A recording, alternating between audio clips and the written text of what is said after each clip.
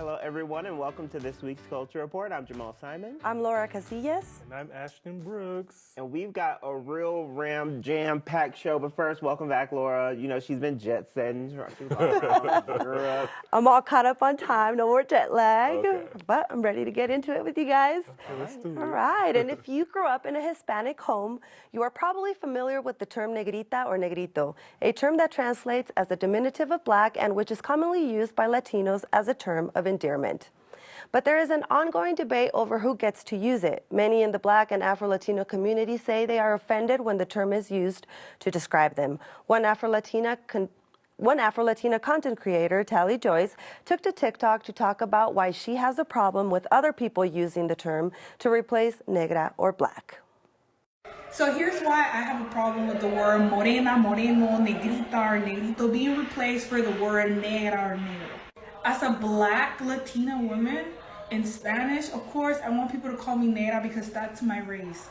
There's no need to dumb down the word to make it sound cuter or anything because that's the race. The word themselves, negra, negra, are not offensive at all. In Spanish, it's all about your tone and how you use the word. So for context, guys, I know. Let's get into it first. But first, I do want to reiterate, it is meant to be like a term of endearment. It really is like lighthearted, you know, when people say that. However, I do find a problem with it because now I think we talk about it more, but as Latinos, as a community, we don't talk about it. We don't talk about the fact that it does have a negative connotation, that we see, you know, not necessarily like my point of view in it, but people do see it as like a sign of being bad, you know, black with bad. And that, you know, I saw it with people making comments or even soap operas as I was growing up. So how do you guys feel about people that aren't black using it, even if it is in a, you know, a term of endearment way? The people that aren't black, well, I'm not Latino, so I don't have a horse in that race. But as far as like, I don't have an issue with this word. I'm like, if we're talking about the other N-word, let's not do that. Let's not do that, non-black people. Please don't. But as far as that, I mean, I feel like it's more, it's not the word. It's like, why are we using the word? It's like colorist. It's colorist, but like even if it's not, like let's say somebody's saying it in like as a term of endearment, it's just used as a nickname. It's just because, oh, they're dark skinned, so they're just called that. Oh. It's like, one, why are you using people's physical attributes, physical traits to, like, are you calling them by that? Like, why are you naming them that? And also, why, what are the words? Ashton always has my words. Yeah, I don't agree with this. I think it is colorist, and I think it cultivates colorism within our communities, especially communities of color, because you're referring to someone being dark and calling them dark by saying negrito. Negrito. So, like, yeah, I think it's 2024, so our evolution, we've evolved in how we speak and how we address people, and I think this is one of those things that feels kind of like dated. Like, I remember growing up, people would call my darker cousins like names and nicknames, and sometimes it was like a term of endearment. Like, one of my cousins is really, really bright skinned, and my grandma calls her Yellow, and like to this day, she still calls her Yellow. Like, hey, Yellow. But, like, that's not something that we should be doing, especially in 2024, and especially with darker-skinned people. I think there's already a complex and there's already issues there with dark-skinned people have to face, and I think this term of endearment is not it. No, I completely agree with you. And also, like, when we're talking about colorism and racism, we think about the U.S. when it actually really is really ingrained within Latin American countries and the Caribbean, just kind of like you said. But I think getting attention to it now, people being aware of the fact that it does have, you know, it could affect somebody's self-esteem or negative repercussions. Absolutely. Like, you should not be using that. I think there's so many darker-skinned people that I grew up with that have complexes about their skin color because of like terms of endearment that were used when they were growing up. So I think this is harmful. It's not cute. We should embrace that because, you know, some of these different shades of colors I love. My nickname to this day at home, Red, every family. What's red? Red. Yeah. Anyway. So we got to do better. Yes, we do. We will. All right. Former President Donald Trump showed up to SneakerCon in Philly to show off these sneakers from his new shoe line. So they're gold with a big T and an American flag on them, and they cost as much as $399. Fox News pundit Raymond Arroyo shared why he believes that the shoes will translate into support from black voters. This is connecting with black America because they love sneakers. They're into sneakers. They love this is a big deal, certainly in the inner city. So when you have Trump roll out his sneaker line, they're like, wait a minute, this is cool. He's reaching them on a level that defies and is above politics. The culture always trumps politics. And Trump understands culture like no politician I've ever seen. Well, y'all, Trump appears to be, I know it's like, pause, let me collect myself, because we're going to get into that. But Trump seems to be delighting in this delusion.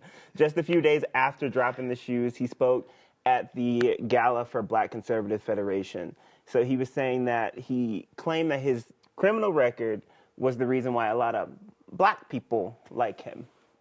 We've all seen the mugshot. And you know who embraced it more than anybody else? The black population. It's incredible. You see black people walking around with my mugshot. And then I got indicted a second time, and a third time, and a fourth time. And a lot of people said that that's why the black people like me, because they have been hurt so badly and discriminated against. And they actually viewed me as I'm being discriminated against. Wow. The delusion. I would love to meet the black people that told him that or whoever told him that because they are grossly Nobody said misguided. that. I ain't seen no black person I don't know wearing who a said- Trump mugshot on his shirt. There had to be black people in the crowd. It was the Black Conservative Federation gala, so black people were in there. And it really, I can't believe that they were clapping for that. Yeah. Because I can't believe that they think that shoes or mugshots or criminal records will garner votes. Like, Trump, if you want to really appeal to the black voters, you can forgive some of our student loans. Put some. That means he has to be in a position of power. Hold on. Let's not go down there. Talk about forgiving our student loans. Talk about teaching our history in schools. Well, you also have to remember that this man also has like several judgments in the millions of dollars of ranges. So, I mean, if I had judgments like that against me and I got to come up with all these millions of dollars to pay for running my mouth, I would be creating all kinds of stuff to sell to people. So I get it. It's stupid, though. Yeah, but to reduce people to that, like black people with all his like, oh, I have 4, judgments against me or charges against me, and that's why we relate. That's just so insulting and just racist. Well, I think that's why it shows just how out of touch he is with the black community that we would be voting for him based on some shoes. First of all, those shoes are ugly. Oh, girl, I'm glad somebody said it. They're ugly. And I just can't imagine anybody wearing that. But, like, that's not something that we would connect on. And just, like, it also speaks to his mind state of just how childish he can be, because like why are we, there's so many bigger issues like Jamal was mentioning that we should be focused on, and like the black communities are not going to connect with you over some shoes. It's ridiculous. And please do not even put us in the same category when it comes to being discriminated against or like, because I mean black people are over policed, we are killed more often, we are incarcerated more than at a rate more than any other race. So it's like for him to say that there's any similarities, I'm like, he is a free man. He's walking free. He has all these charges against him. And for you to even try to say like, oh, look at me. I'm the same. No, you are a billionaire and you're running for president even after your fourth, fifth, and sixth indictment. So we're not the same. Yeah. It's not the same. Please do not compare. Well, like we say in the South, bless his heart. And people do their due diligence and really do your homework when you're voting. Like just. Don't go off of, these crazy things that he says sometimes. Okay, bless his heart. Bless his heart. Okay, we got an update on the story for you. So back in September, 18-year-old Darryl George, a high school student in Texas, was suspended because the length of his hair violated the district's dress code policy. After going to trial, a judge made a decision that the district's policy does not violate the state's Crown Act. The Crown Act is a law which prohibits race-based hair discrimination. George's attorney expressed their intent to seek an injunction to stop the student's punishment since George has been in ISS, in-school suspension, and other alternative programs since August. George's family has vowed to keep fighting and plans to appeal the ruling. An Alabama State Supreme Court ruling is having big ramifications for families who are using and who are hoping to use in vitro fertilization. The State Supreme Court ruled that frozen embryos are children. That left Alabama lawmakers on both sides scrambling to protect IVF. House Democrats introduced a bill that would establish that fertilized human eggs stored outside a uterus would not be considered human beings under state law.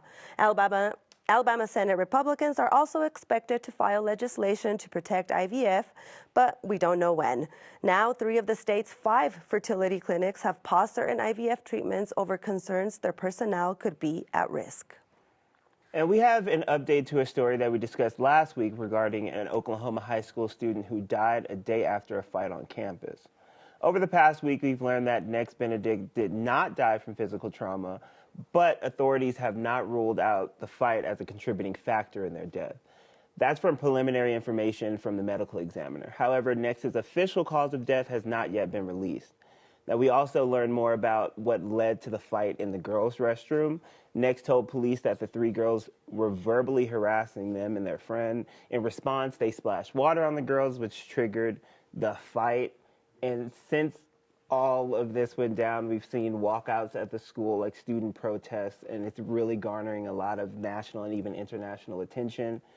And another nugget that, I guess we didn't talk about before was that Nex's mom actually said that those same girls had been taunting them before, verbally harassing them. And in that moment, they were teasing them about what they were wearing and like their voices and how they sounded. And they're like, oh, why do they laugh like that? Why do they talk like that? So there was some verbal harassment that I would say incited the altercation. So the question is, does the new information now that just came to light, does that change anything that you said last week? Or I think I'm still standing on business like I was last week. I think I wish this country and I wish the senators protected children, especially trans children and LGBTQ children, like they protect their guns and their gun rights.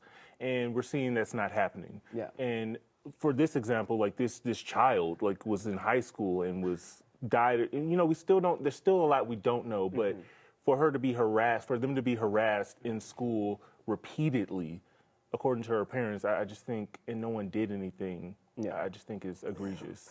I did see when you spoke about the senators, Ashton, that one actually did respond to what's happening. And it was actually Republican State Senator Tom Woods. I quote what he said when asked about how this rhetoric and bills affect the situation like Benedict's. And he said, "We are a religious state. We are going to fight and keep that filth out of the state of Oklahoma because we're a Christian state." And to me, it's so hurtful to keep spreading this rhetoric because it doesn't help. Mm-hmm. It's already a state that has so many bills and anti-LGBTQ stuff, going around.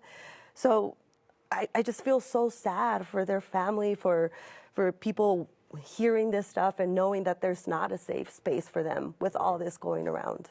I agree. Also, and when it comes to their trans identity, their family did speak out and they were like, to correct, they're like, yes, they did identify as non-binary. They didn't say it at the time, or the mom may have misgendered them, but it's just because it's a process and they're learning and they're not sure about who should be called what. So they're learning and they said that. So yes, it was a trans student. And I also feel like it's important. I feel like people think that it was politicized too soon. Like we didn't have enough details and like we immediately made it an LGBTQ issue, which I'd say it is. They're just like, well, this could happen to anyone. Anybody can get bullied in the restroom. I was like, yes, of course, but we have the details. Like we know now, we have context to that. They were being bullied for being trans. At least that's what Nex said in the police statement. It had happened before. Yeah. So I feel like once you add that extra nuance to it, then it should be treated differently and it should be looked at differently. Absolutely. I love seeing the vigils too held in her honor because it also shows how many people are also supporting. It's not, just all this hate going around. Yeah. It's unfortunate. Yeah. A South Carolina man has been convicted of killing a black transgender woman in the nation's first federal trial over a gender-based hate crime. Dime Doe was shot and killed in August 2019 after her death follows a rise in violence against trans women. According to the Human Rights Campaign, in 2023, 62% of victims of fatal violence were Black trans women. Well, welcome to St. Patrick's Cathedral. Except on Easter Sunday, we don't really have a crowd that is this well turned out, you know?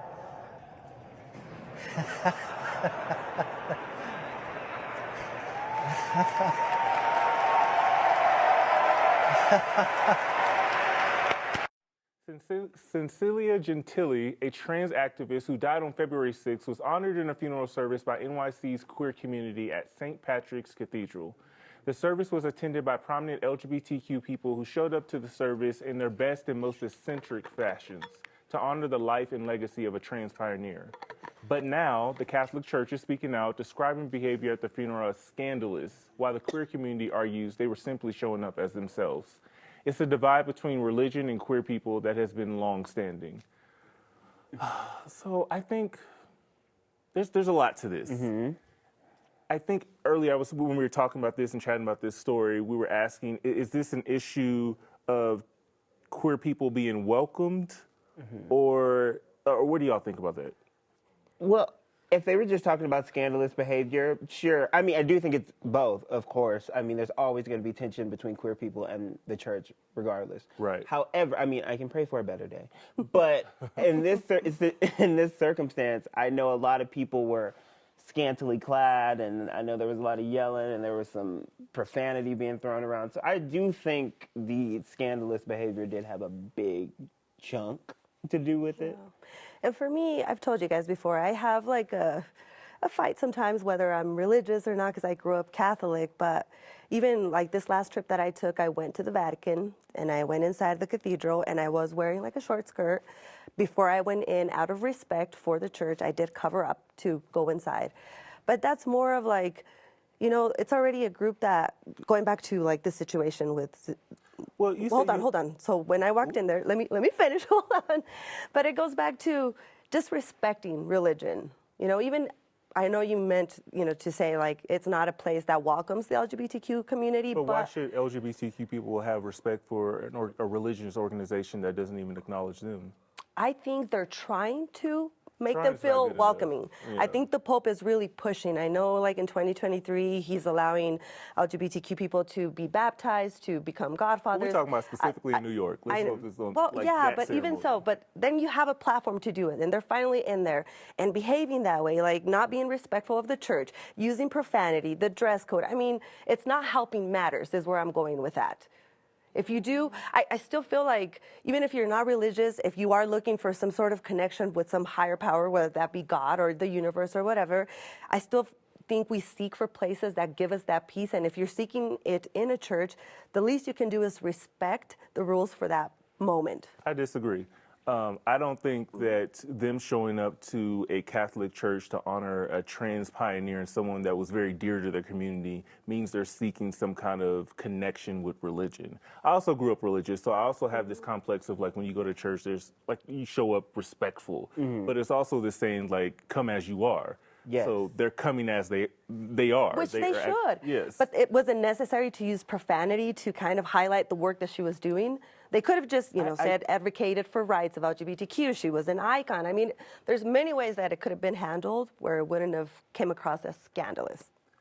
I agree and I disagree because I think also when it comes to queer issues, they're highly politicized. And I think our movements are color outside the lines. They're not polite. They're not, sometimes respectable. Like, you know what I mean? So yeah. I think that's their way of honoring her. Like, if you know her, Cecilia, and like her legacy, she was out there. She was like, she talks about her life in sex work. She supports sex workers, all those kind of issues. So I don't think it was, I understand the scandalous comment, but for me, it just goes back to like, respect is both ways. So if the church is not respecting them and recognizing them as a group of people, why do we have to show respect when we come to the church to honor someone? Fair point, but I still think that has to be respect into an institution that, slowly is opening up. I wish it was not the case, Ashton. I think everybody should be welcome as they are.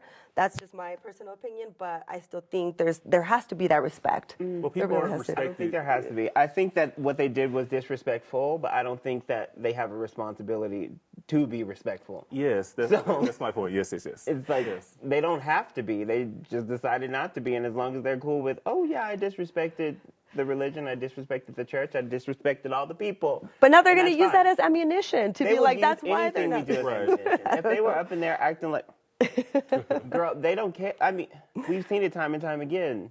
So, I mean, it's fine. Fair point. Cecilia, rest your soul. Right. So one of the oldest neighborhoods in Denver is combating gentrification with a new affordable housing development aimed at honoring its cultural legacy. Gentrification and new developments have priced out many people. Many people out of 5 Points. The group is trying to help people come back home by giving priority to those who have some previous connections to the neighborhood. The development is named after the iconic Denver musician Charles Burrell, and at 103 years old, he's still alive to have watched all the changes unfold. And financial literacy could soon become a graduation requirement in Washington high schools. Currently, all the high schools in the state are required to offer financial literacy education, but it is not required for students to take the class to graduate. If House Bill 1915 passes, it would change that, requiring all high schools to learn about credit cards, interest rates, mortgages, and how to balance a budget. And looks like there is a new member of the Fab Five, Jeremiah Brent, who will join the cast of Netflix's hit show Queer Eye for season 9 following the departure of Bobby Burke. The Queer Eye reboot premiered on Netflix in 2018 and followed the 2003 original series' quest to give deserving people makeovers led by a group of gay experts. Burke served as the interior design expert for Queer Eye's first 8 seasons before announcing his exit in November 2023. Brent will now take over his design duties. Season 9 will be set in Las Vegas, but no premiere date has been announced. Read 'em and weep. Beyonce's new country track, Texas Hold'em, tops this week's Billboard Hot 100. I foresaw that. I did. It's her first number one it's her first number one in the UK since Telephone, and it's also her 9th number one in the US alone. So we love that. Yeah, great job. Love you, B. I love that. I heard the song. I do like it. Okay. So we're gonna hop into what are we watching. So we did this last week, and we talked about some of the culturally relevant shows and TVs and films that we've been watching. And so, what have y'all been watching? I've been watching Monarch. It exposes a lot of the vices in Mexico. It touches on a lot of taboo topics like harassment and sexual diversity. And I really love that Salma Hayek is among the producers, because that means that she picked actors that actually sound like they're from there. So that's why it's so important to have representation on screen and behind the screen. Yes. And this is it Spanish? It's a Spanish series on Netflix, and it's on its 2nd season. Some parts, they were a little predictable, but for the most part, I think they did a really good job of exposing a lot of those issues and talking about and creating awareness that they do exist, and maybe people that weren't aware that they are so prevalent in Mexico will learn something from that. I love it. It's really good. Jamal, what you watching? What am I watching? What are you? Okay, what am I watching? Okay. No, I'll let y'all in. I'll let y'all know. So, Kelly Rowland, my homegirl, and Tyler Perry, I watched their movie, Mea Culpa. It's like this super fun, sexy, erotic thriller. It's basically, somebody killed somebody and they're trying to get to the bottom of it. How do I feel about it? I think good on you, Tyler. Good for you for trying to write, produce, direct, and all the things. But just let go of the reins. It was not great. It was not great. It held my attention. My favorite part was Kelly Rowland. That's what she was on the Today Show the other day trying to promote when she walked had to off? walk on out. But walk on by. But it was no. I want to see him do better. I get he wants to wear all the hats, but we have to do So better. save my time on that one. No, no. Everyone, go out, give it a shot. What was you rated on a 1 to 10, so I can know whether it's worth Like to a watch? 3.5. Oh, yeah. And that's just because of Kelly. Like the acting performances were, and then the plot. Kelly's too? No, Kelly's a 10. Kelly's always a 10. Let's not. And the highlight were her outfits. If you really want to look at the I saw the press tour she did. She looked amazing. So. A fashionista. But social media was ablaze with it, so like I'm gonna have to go put it on my list for this. Definitely worth it. I like where they were trying to go. What about you? What do you Mine want? was a little bit sad. It was the new Wendy Williams documentary on Lifetime.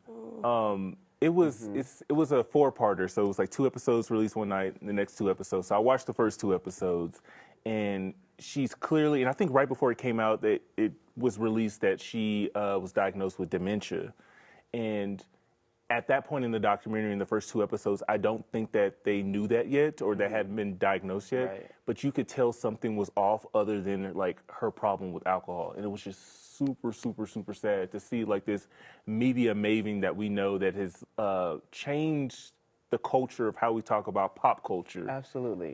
Especially with Black pop culture. Like Wendy was that girl, still is that girl. And I think it was just so hard to like watch and see and just very similar to Britney Spears being in that conservatorship. They talk a little bit about that. It was heartbreaking, actually. It was really heartbreaking. So definitely worth watching that one. It was really good, though. Okay. It reminds me of like those documentaries that really, really take you behind the scenes. It was like that type of documentary. You watch and you feel like, oh, I shouldn't be watching this. And Right. honestly, when I was watching, I was like, no, I actually shouldn't be watching it. Yeah. I wanted to turn it off because I was like, this is so invasive. And I was like, she clearly isn't in her right mind. Maybe she was when she signed that deal to do multiple documentaries, but it was so clear. And they even asked somebody that was on her staff, they're like, does she seem disoriented or does anything seem off with her mental health? And she was like, nope, that's Wendy. Wendy, yeah. And I was like, Odds that's of a it red flag. happening like while you're recording and then be diagnosed shortly after that is Right. very And I think the interesting to producers me. just recently came out the past day or two saying that had they known she had dementia, like the cameras wouldn't have been up, like they wouldn't have filmed it. It wasn't until like over a year into it that her son finally said dementia, and that was the first time that they talked about it. And they said it was alcohol-induced dementia. Anyways, it feels like a cautionary tale. And as soon as I watched it, I was like, I went to sleep. I was doing all my things because if you don't get sleep, that puts you at a higher risk of dementia. And my So I'm work not laughing schedule was at that. already Oh, I crazy. know. But no, it really makes you think. Like I really need to start prioritizing my health. It really scared me. Dementia scares me. Well, it It's a beast. humanizes celebrities too. It's sad that it's happening to her now, but like you said, it at least creates some awareness for us to like start paying attention to some of those symptoms. Yeah. Wendy, we love you. I don't know if I'd be here right now if it weren't for you. So But speaking of sad news, Jamal. sad news. So Oh, for yeah. us, we don't for have us. we don't have good news. Yeah. Well, I mean, it's good news for somebody, but it's not us. Ashton, this is his last show with us. My last show. He is going on to greener pastures. I'm going to Greater Pastures. Yeah, I'll be going back to New York, working there, doing some more producing. No, this has been amazing, like to build this with y'all and RIP to Alexia, who used to sit next to me. But just to be able to like create a space for issues and stories that our communities, that represent our communities and that we feel near and dear about, like has been just like a career highlight. And like taking this from like a little idea in my head and then like bringing everyone in and like just building the show with y'all. It's just been amazing. Like I will never forget this. You should just see the glow in your face right now, Ashton. Like it's just, you're so New York. And I know I'm so sad to see you go up at the same time. I'm so proud of you. And I just want you to know that I'm so grateful that I got to work with you, with all of you guys and be a part of this show. And you left a mark here. We're going to miss you. I'm going to miss you a lot. I'm gonna miss So I'm y'all just too. going to cry. See? I know we're gonna miss you so. We have so much. But to say. you're like your style, the way you like present yourself. I can see why you want to go back. So I know I'm just. We have to say goodbye. Just one last time. We prepared a little bon voyage video for you guys about the journey it took to get here. Take a look. My name is Ashton, and thank you for joining us on this special edition of the Culture Report. I did my master's in NYU, and then before that, I went to film school, and all of that was in New York. So it's kind of like an anomaly because like it was New York's very diverse. They want our culture, but not our blues. Whereas like they're fine like taking from our culture, but like the issues that we face. I thought it was disrespectful, and I think Beyonce should never ever attend the Grammys again. Oh, waste her time. Like I'm from South Texas, so like we also do tamales, which are like not many black families do. But so one thing I always say is like advocate for yourself. And so I knew like, okay, I've reached my limit of like my health. Like I need to like take a step back. So I feel like a lot of gay men have body dysmorphia. I wasn't looking at you, Jamal. It impacts everybody, child. Everything is like shrouded by his lies and all the lies he keeps telling. So for me, it's like, boy, bye. Miss Jamal, scoot over a little bit, child. You all in Laura's lap. Give us some space, please. I always feel like I'm just giving you messed my yours back. up. No, you said you wanted me to be treated more towards the camera. I think you gotta come over a little bit, child.